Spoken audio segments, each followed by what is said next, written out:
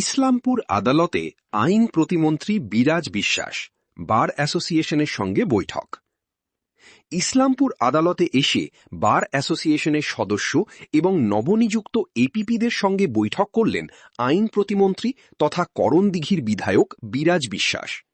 শুক্রবার আদালত চত্বরে আইনজীবীদের সঙ্গে বিভিন্ন সমস্যা নিয়ে তিনি আলোচনা করেন। বৈঠক শেষে বিরাজ বিশ্বাস জানান, ইসলামপুর আদালতের বেশ কিছু সমস্যা নিয়ে আইনজীবীদের অ্যাসোসিয়েশনের সঙ্গে বিস্তারিত কথাবার্তা হয়েছে। সমস্যাগুলি সমাধানের বিষয়ে তিনি প্রয়োজনীয় পদক্ষেপ নেওয়ার আশ্বাস দেন।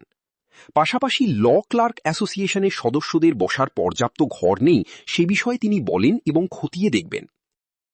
কোর্ট ভিজিট করতে এসেছিলাম, বিশেষ করে আমাদের কোর্টের ইনফ্রাস্ট্রাকচার যা অবস্থা হয়ে আছে, আগামী দিনে এটার খুবই শীঘ্রই এটাকে আরও ভালো করে ডেভেলপ করার ইচ্ছা আছে। তার সাথে আইনজীবীদের বিভিন্ন সমস্যাগুলো মধ্যে সেগুলো সমাধান করার ইচ্ছা। তার সাথে আমাদের বিশেষ করে উত্তর দিনাজপুর, যেটা আমাদের কলকাতা হাইকোর্টের সার্কিট বেঞ্চের জুডিকশনে এখনও আসেনি, সেটাকে ইমিডিয়েটলি আমি অলরেডি ইনিশিয়েটিভ নিয়েছি। সেটাকে ইমিডিয়েটলি যেন আমরা সার্কিট বেঞ্চের জুডিকশনে আনতে পারি, কারণ সাধারণ মানুষের সমস্যা যেন এত দূর হাইকোর্টে যেতে হচ্ছে সেটা না যেতে পারে। বার অ্যাসোসিয়েশন কি বিষয় নিয়ে আলোচনা করলেন আজকে? বললাম, আইনজীবীদের বিভিন্ন সমস্যা রয়েছে, বিশেষ করে যে ইনফ্রাস্ট্রাকচারগুলো দিনে দিনে আইনজীবীরা বাড়ছে, সেখানে সেখানে অ্যাকোমোডেট করার মতন জায়গা নেই। তার সাথে সাথে এখানে ল ক্লার্কদেরও কিছু সমস্যা রয়েছে। তারা বলে তাদের টিনের শেড নেই, তাদের বসার জায়গা নেই, বৃষ্টি আসলে ভিজে টিজে যাচ্ছে। সেই ব্যবস্থাগুলোই আমরা উন্নয়ন করছি। আর বিগত দিনে 10 লক্ষ টাকা একটা আমাদের মাননীয় এমপি কার্তিক চন্দ্র পাল একটা টাকাও এই বারকে দিয়েছিল, কিন্তু তৃণমূলের কিছু রাজনৈতিক কারণে সেই টাকাটাকে তারা খরচা করতে দেয়নি। তো ইমিডিয়েটলি আমিও ডিএম সাহেবকে সেটাও ইমিডিয়েটলি সেটাকে বলি, সেটাকে বলছি।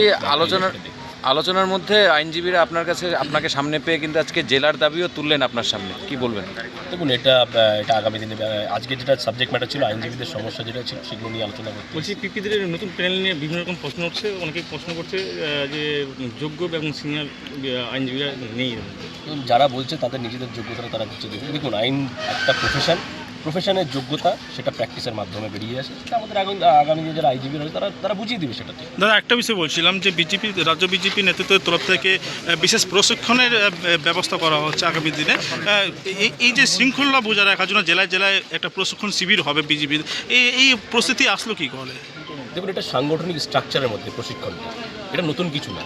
আর আমাদের বিশেষ করে যেগুলো বিশৃঙ্খল সৃষ্টি করছে তাদের জন্য আমাদের প্রেসিডেন্ট সাহেব, যে আমাদের জেলা প্রেসিডেন্ট রয়েছে, আমাদের রাজ্য প্রেসিডেন্ট রয়েছে, তারা ঠিক মতন তাদের টাইট দেওয়া শুরু হয়ে গেছে। আর এটা নিয়ে আমি এখানে বিশেষ কিছু বলবো না। আর যেটা প্রশিক্ষণের শিবিরটার কথা বলে, প্রশিক্ষণ শিবির এটা আমাদের সাংগঠনিকের একটা অংশ।